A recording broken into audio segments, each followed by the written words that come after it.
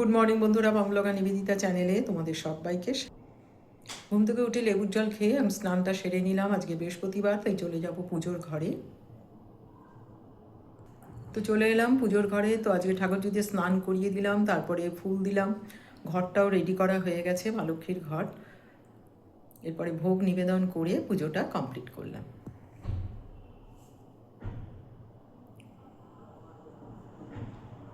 পুজো করে খেয়ে নিলাম লিকার টি আর বিস্কিট।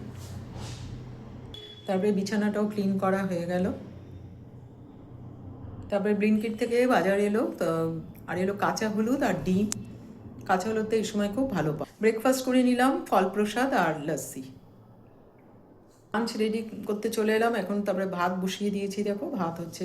ফ্রিজ থেকে কিছু খাবারের বক্স বার করবার ছিল, ওগুলো গরম করে রাখবো, তাই এখন বার করে নিচ্ছি।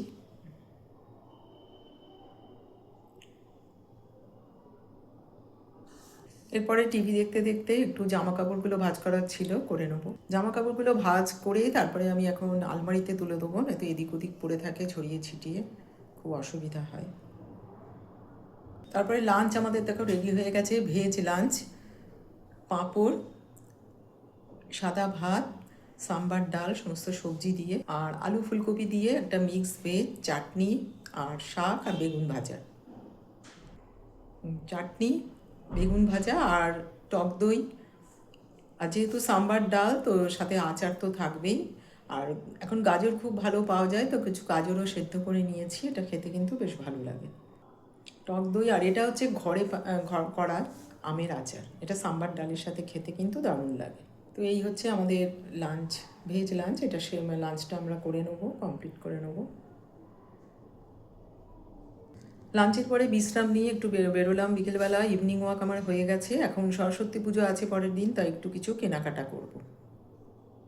যে এই দোকান থেকে একটু টুকটাক কেনাকাটা করলাম।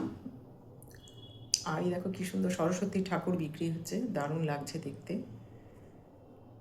বাড়িতে এসে হাত মুখ ধুয়ে সন্ধ্যা দিয়ে এখন চা খাবো। চায়ের সাথে খাবো একটু ক্রিম রোল। এই ক্রিম রোলটা খেতে কিন্তু খুব ভালো লাগে।